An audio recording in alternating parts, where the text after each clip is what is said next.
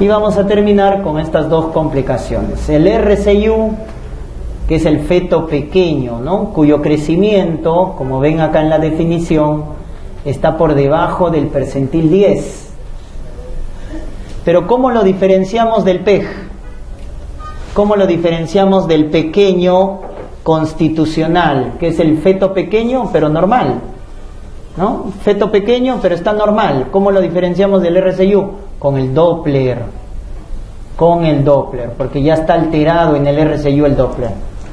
Por eso no basta con la ecografía para diagnosticar el RCU, tenemos que hacer uso del Doppler, ¿no? Esta es la clasificación clásica que todavía para efectos de exámenes la recomendamos, que es cuando se afecta desde edades muy tempranas, o sea, precozmente, en el estadio hiperplásico, se va a conocer con el nombre de RCU simétrico o tipo 1. Simétrico tipo 1, cuando se afecta a edades tempranas. ¿Qué se afecta? La circunferencia cefálica, se afecta la longitud de fémur, se afecta la circunferencia abdominal. Esos tres parámetros se afectan, porque se está afectando desde el inicio. Se afecta la cabeza, la talla, el peso, porque su afectación es precoz. En cambio, pasadas las 28 semanas, ese es el RCU tardío, en el estadio hipertrófico, donde solo se afecta la circunferencia abdominal. La cabeza y la talla están normal, solo se afecta la circunferencia abdominal. Por eso se llama asimétrico o tipo 2. Se llama asimétrico porque la cabeza y la talla están bien, solo es la circunferencia abdominal en la que está disminuida. ¿Quién es el más frecuente? Miren, el tipo 2. El asimétrico es el más frecuente, cuya causa más frecuente es la insuficiencia uteroplacentaria, es decir, la preeclampsia. Por eso el 2 es el más frecuente, porque la preeclampsia es frecuente como estado hipertensivo en el embarazo. Entonces, cuando te pregunten ¿cuál es la causa del RCU asimétrico? Preeclampsia o insuficiencia uteroplacentaria. En cambio, en el 1, causa intrínseca genética, cromosomopatías, o extrínseca, TORCH, las infecciones connatales. Eso produce el RCU tipo 1, ¿no? TORCH o causas cromosómicas. ¿Está? Afectación temprana, el otro es tardío. La cabeza, la circunferencia abdominal disminuyen en el tipo 1, todo lo tienen, ¿no es cierto?, disminuido. En cambio, en el 2, solo la circunferencia abdominal está disminuida, solo la circunferencia abdominal. En la historia clínica, ¿qué vamos a percibir? Altura uterina menor para la edad gestacional. El RCU es la principal causa de altura uterina disminuida, cuyo diagnóstico se hace por ecografía, porque vamos a ver la curva de crecimiento y determinamos que está por debajo del percentil 10. En la ecografía, ¿cuál es el parámetro biométrico más sensible para hacer diagnóstico? Circunferencia abdominal. El más específico, liguidramnios.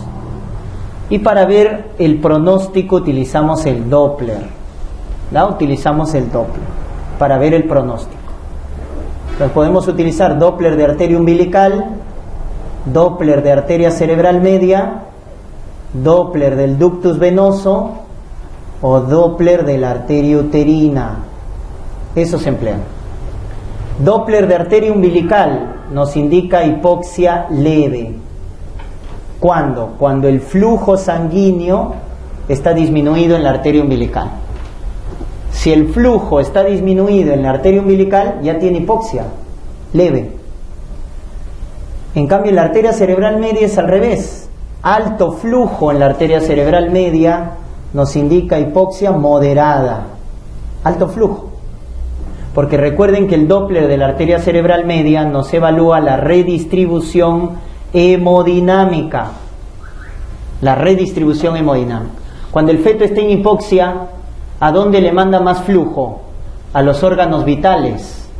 ¿Y quiénes son los órganos vitales? Corazón y cerebro.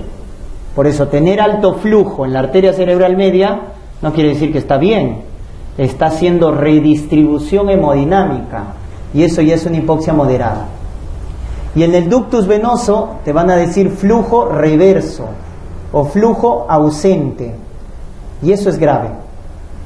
Cuando escuches el término flujo reverso o flujo ausente, eso es premortem. Si no lo sacas se va a morir. Entonces es hipoxia grave, severa. ¿Y cuál es la principal causa de RCU? La insuficiencia útero-placentaria. ¿Y cómo evaluamos la insuficiencia placentaria? Con el Doppler de arteria uterina. El Doppler de arteria uterina no se evalúa la insuficiencia útero-placentaria, que es la principal causa del RCU del tipo 2, ¿no? El asimétrico, que es el más frecuente. Por eso la clasificación actual es con estadios en el RCU. Esta es la clasificación actual, con el Doppler. Estadio 1, cuando está muy pequeño, ¿cómo se llama o cómo se define un RCU severo? Cuando está por debajo del percentil 2. Cuando está por debajo del 10 es leve, menos del 5 moderado, menos de 2 severo. Y hay una insuficiencia placentaria leve. Entonces miren, si está estadio 1, esperamos a término y recién lo sacamos por vía vaginal al estadio 1. Pero el 2, el 3 y el 4 ya es por cesárea, porque ya hay insuficiencia severa en el grado 2, y en el 3 y el 4 ya hay hipoxia, sufrimiento fetal agudo. En el 4 ya está haciendo acidosis, ¿no? Un pH menos de 7,21. Por eso se sale por cesárea. Y cada vez a edades más tempranas, porque no podemos esperar. Si esperamos se va a morir. Por eso el estadio 4 sale a las 26 semanas por cesárea. Mal pronóstico. Es muy prematuro. Estadio 3 a las 30 semanas y 2 a las 34 por cesárea, porque ya tienen riesgo de hipoxia fetal. Muy bien, esa es la conducta entonces en el RCU. Muy bien.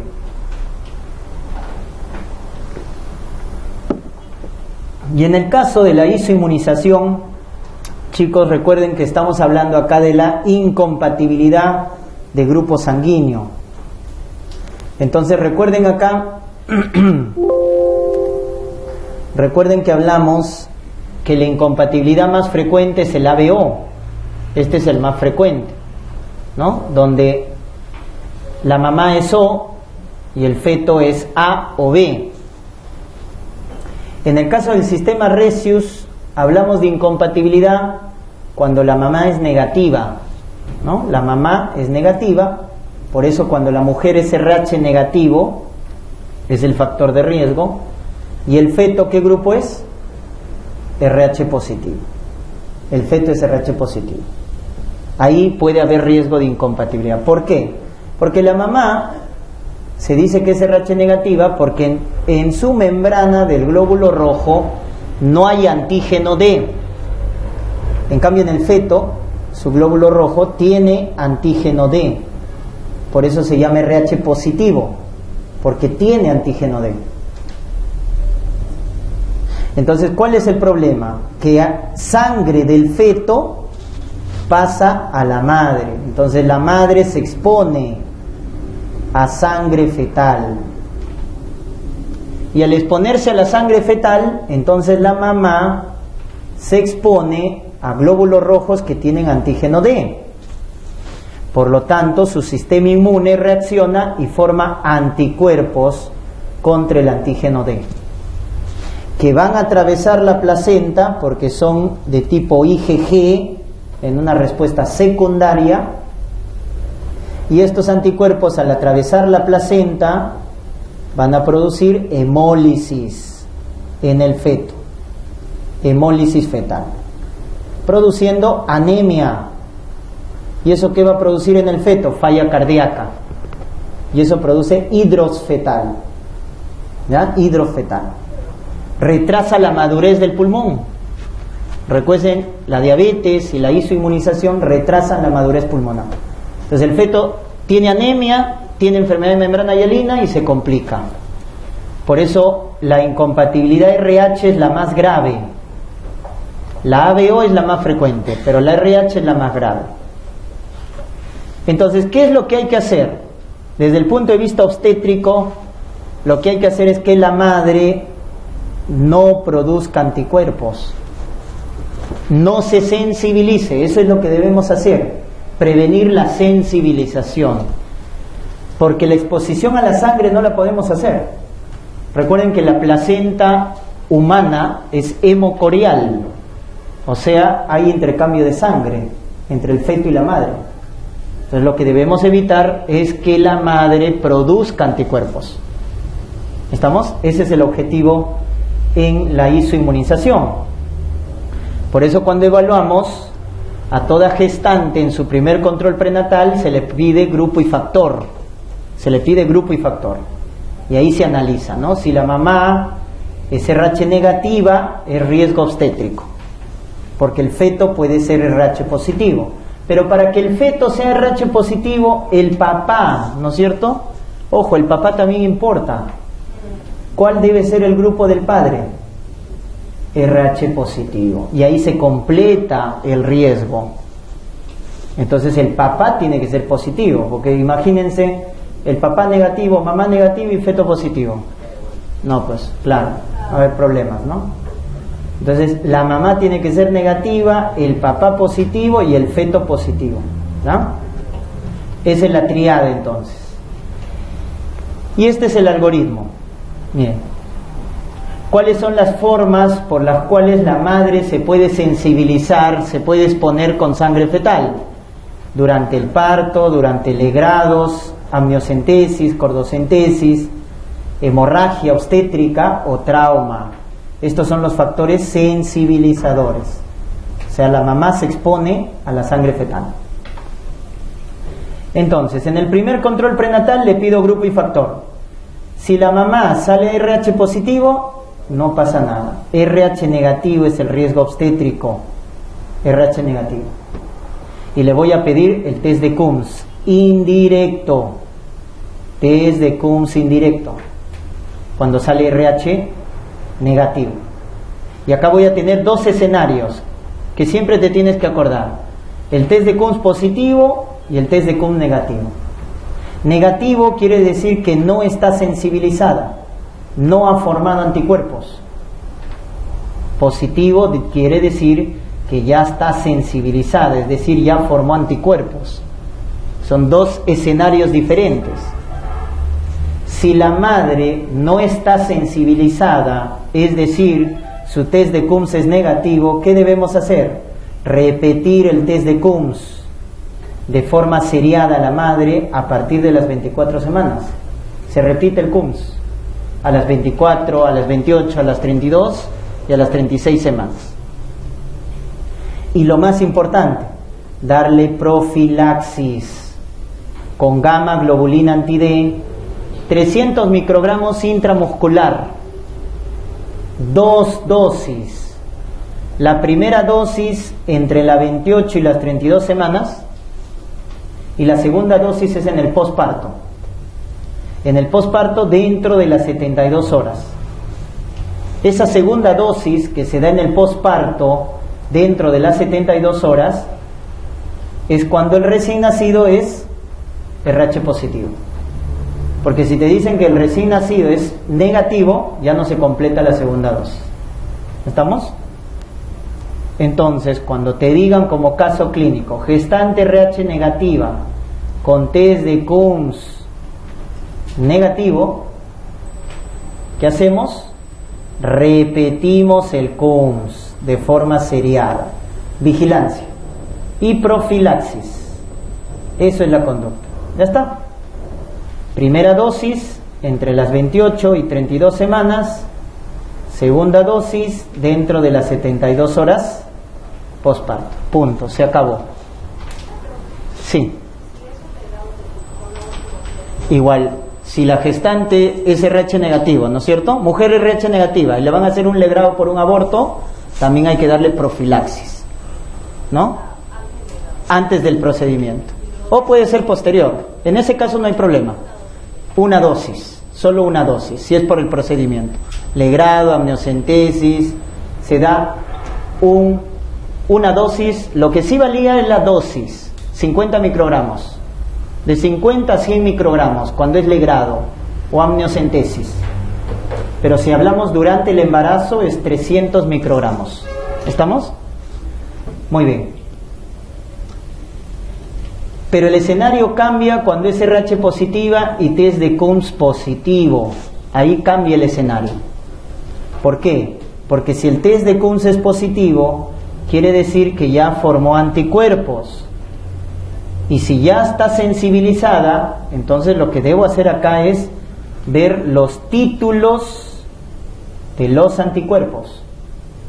Entonces, si es menos sobre 1 sobre 16, títulos bajos. Y miren cuál es la conducta, como si el test de Coombs fuera negativo.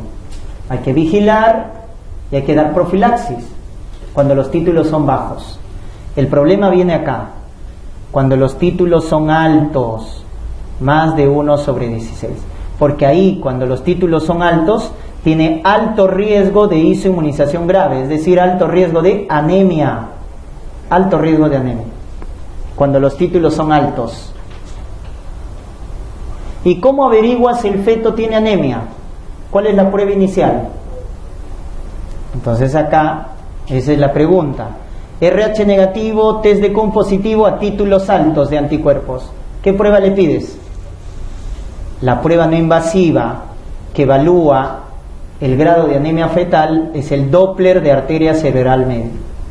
Es la prueba no invasiva que evalúa el riesgo de anemia fetal. ¿Y qué se calcula ahí? La velocidad del flujo sistólico de la arteria cerebral media. Velocidad del flujo sistólico. ¿Y qué tiene que ver la velocidad con la anemia? Ahí recuérdate de la relación del hematocrito con la velocidad de flujo sanguíneo. ¿Cómo es hematocrito con velocidad? ¿Directa o inversa? Inversa. ¿Qué pasa si el hematocrito está alto, tiene policitemia? La sangre es más fluida, más viscosa. Y al ser más viscosa, la velocidad es lenta.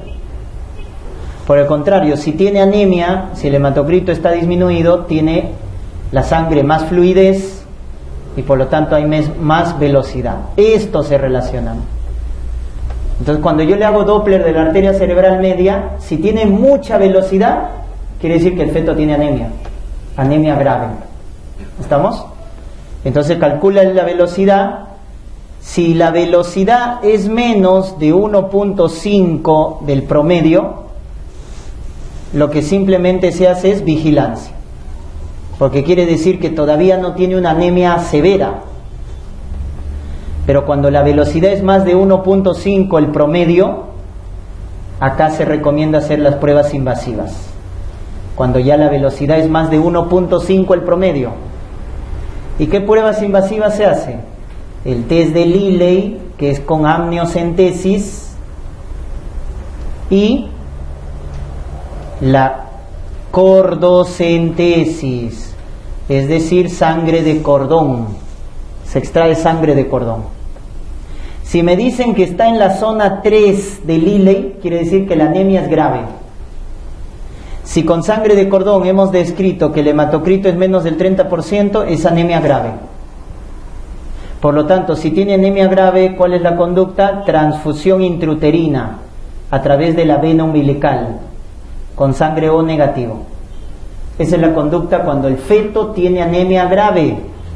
Zona 3 de Liley, hematocrito menos del 30%. Transfundir a través de la vena umbilical con sangre O negativo. Esa es la conducta. Como ven, son dos escenarios diferentes. Y ojo, acuérdense del papá, porque ahí en algunas preguntas le piden también grupo del cónyuge, ¿no es cierto?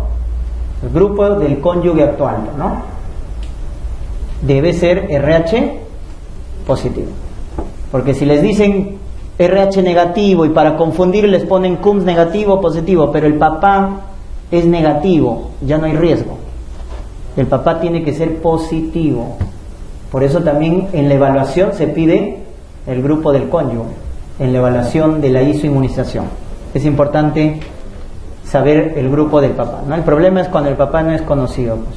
Entonces solo tenemos a la mamá, ¿no? Muy bien, entonces en eso termina el algoritmo. Miren, riesgo de anemia, Doppler de arteria cerebral media. Si la velocidad sale alta, pedimos las pruebas invasivas: amniocentesis, funiculocentesis, zona 3 de Lilley o hematocrito menos del 30%, hay que transfundir, ¿no? ¿Y cómo se llama la prueba que cuantifica el volumen de sangre fetal que ingresa a la madre? Se llama test de Klein-Hauer. Cuantifica el volumen de sangre fetal que ha pasado a la sangre materna. ¿Y para qué servirá eso? Para colocar la dosis exacta de gamma globulina, porque acá hay una relación. 1 mililitro de sangre fetal se protege con 10 microgramos de gamma globulina. 10 microgramos de gamma globulina. Es decir, cuando nosotros colocamos en la profilaxis 300 microgramos, ¿cuánto de sangre fetal estamos protegiendo para evitar que la mamá se sensibilice? 30 mililitros. En un legrado, el intercambio de sangre es menor. Por eso en el legrado solo se utiliza 50 a 100 microgramos. Porque ¿de cuánto a cuánto se va a proteger? De 0.5 a... de 5 a 10 mililitros. Entonces, como en el legrado es menos volumen de sangre fetal que pasa a la madre, la dosis es menor. Entonces, por ahí también te pueden preguntar. En ENAM viene bastante caso clínico, por eso es importante que entiendas las cosas, no memorices. Porque si entiendes, en los casos clínicos vas a poder acertar en la respuesta, ¿no? Te ponen un caso clínico y te dicen, la transfusión de sangre fetal que ha pasado a la madre es de 20 mililitros. Diga usted la dosis de gamma globulina. Entonces, ¿cuánto será si se ha intercambiado 20 mililitros? 200 microgramos. Porque esta es la relación. Para eso sirve la prueba de Klein-Hauer, para determinar el volumen de sangre fetal exacto que pasa a la sangre materna, ¿no? Muy bien, chicos.